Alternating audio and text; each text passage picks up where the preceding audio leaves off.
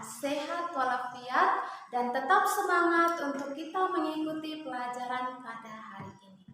Nah, anak-anak, sebelum memulai dengan pelajaran kita, mari kita berdoa.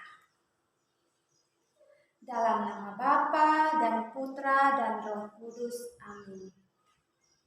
Ya Tuhan, terima kasih atas segala berkat-Mu bagi kami anak-anak-Mu. Pada hari ini kami mau belajar tentang sakramen baptis.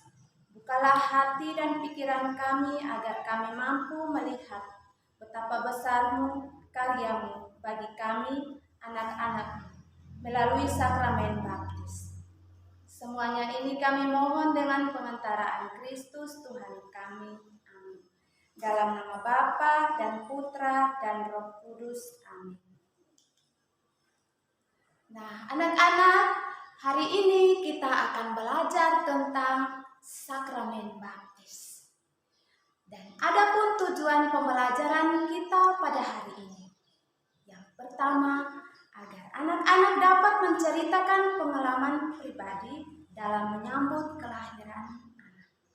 Yang kedua, agar anak-anak dapat menjelaskan makna sakramen baptis. Yang ketiga, agar anak-anak dapat menyebutkan simbol-simbol dari sakramen baptis. Yang keempat, agar anak-anak dapat menjelaskan rahmat yang diperoleh setelah dibaptis. Yang kelima, agar anak-anak dapat menjelaskan tugas-tugas orang yang sudah dibaptis. Nah, anak-anak pasti sudah ada yang dibaptis dan ada yang belum. Nah, kita yang sudah dibaptis secara Katolik,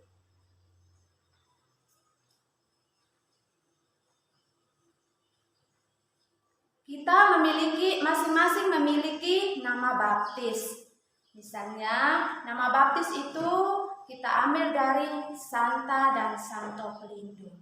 Misalnya Santa Maria, Santa Teresia, Santa Marta, Santa Ana, dan sebagainya bagi perempuan.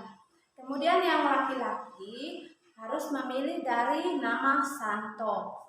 Misalnya Santo Kristoforus, Santo Mikael, Santo Paulus, Santo Yohanes, dan sebagainya.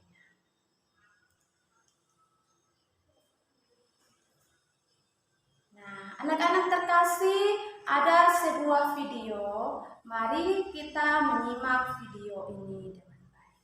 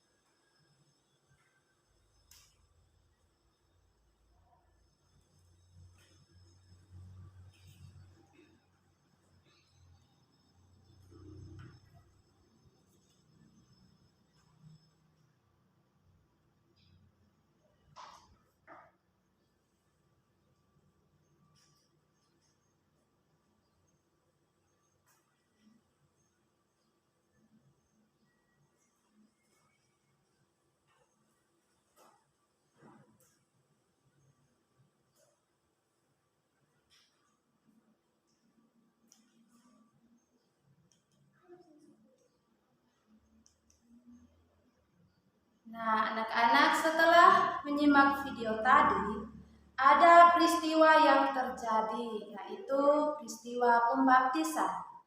Dan siapa yang melayani dalam upacara pembaptisan? Yang melayani dalam upacara pembaptisan adalah pastor atau imam. Lambang apa saja yang ada dalam sakramen baptis? Dalam sakramen baptis itu ada lambang-lambang seperti yang pertama air bersih, yang kedua lilin bernyala, ada kain putih, ada minyak krisma, dan ada nama baptis. Kemudian ada kalimat, aku membaptis engkau dalam nama Bapa dan Putra dan Roh Kudus.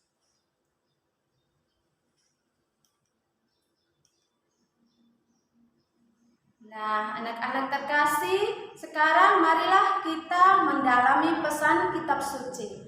Dalam Injil Markus bab 1 ayat 9 sampai dengan ayat 11.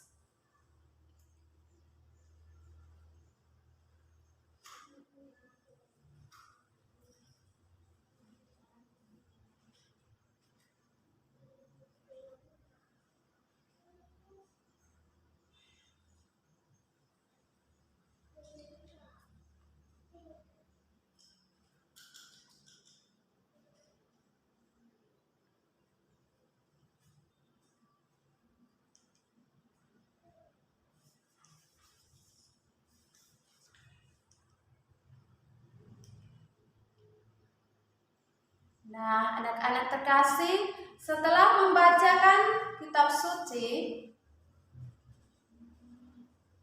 dalam Injil Markus bab 1 ayat 9 sampai ayat 11. Dari manakah Yesus datang? Jadi Yesus datang dari Nazaret di tanah Galilea. Dan Yesus dibaptis di Sungai Yordan. Yesus dibaptis oleh Yohanes Pembaptis. Dalam rupa apa roh yang turun ke atas Yesus? Dalam rupa roh seperti burung merpati turun ke atas Yesus. Dan peristiwa yang terjadi pada saat setelah Yesus dibaptis,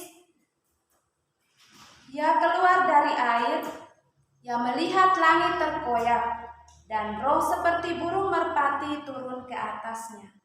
Lalu terdengarlah suara dari surga, "Engkaulah anakku yang kukasihi, kepadamulah aku berkenan."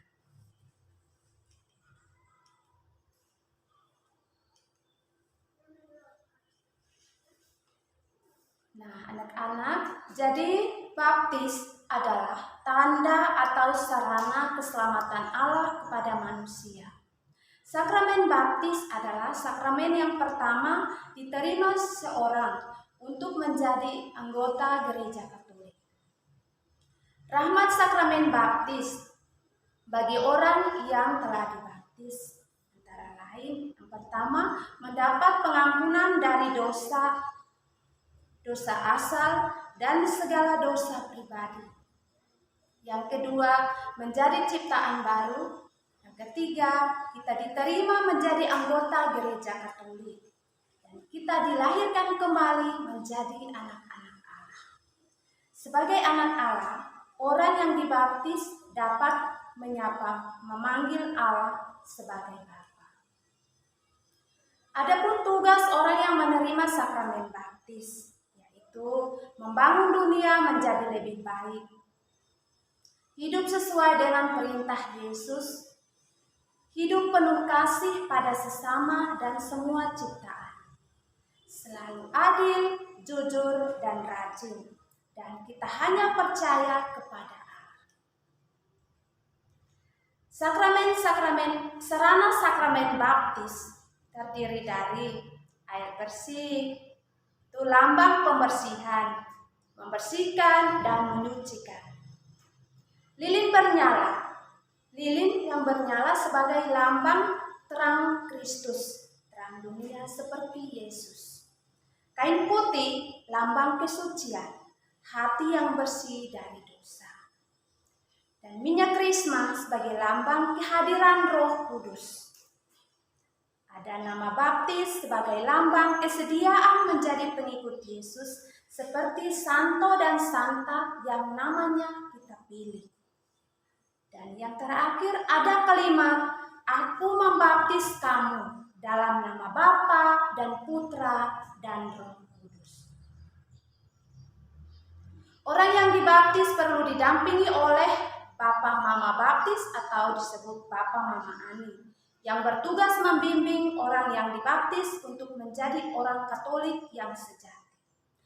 Orang yang dibaptis perlu memilih nama baptis dari santo untuk laki-laki dan santa untuk perempuan.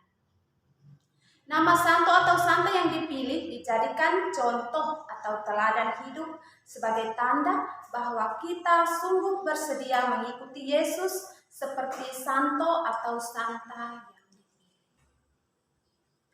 Nah, anak-anak, sekarang ada soal-soal yang perlu anak-anak kerjakan. Yang pertama, peristiwa apa yang terjadi setelah Yesus dibaptis? Yang kedua, apa arti dari sakramen baptis? Yang ketiga, siapa yang melayani dalam upacara pembaptisan? Keempat, simbol atau tanda apa saja yang ada dalam sakramen baptis? Yang kelima, apa saja tugas dari orang yang sudah menerima sakramen baptis? Nah, anak-anak, sekarang ada tugas. Tulislah pengalamanmu ketika mengunjungi Bapa dan Mama Saksi atau Bapa Mama Ani.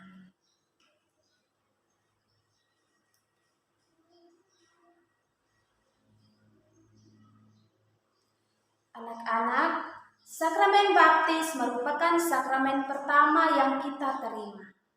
Melalui sakramen baptis, kita bergabung menjadi anggota gereja dan terbebas dari dosa asal. Mari kita berusaha untuk menjadi anggota gereja yang baik. Anak-anak, dengan demikian pelajaran kita pada hari ini telah selesai. Mari kita tutup dengan berdoa. Dalam nama Bapa dan Putra dan Roh Kudus. Amin. Ya Tuhan, kami bersyukur karena Engkau telah mengangkat kami menjadi anak-anak-Mu melalui baptisan. Kuatkanlah kami agar mampu menjaga kesucian hidup untuk menjadi terang bagi dunia dalam perkataan dan perbuatan. Berkatilah semua orang yang telah berjasa membimbing dan memperkenalkan kami kepada kerajaan. Amin. Dalam nama Bapa dan Putra dan Roh Kudus. Amin. Selamat pagi semua. Terima kasih.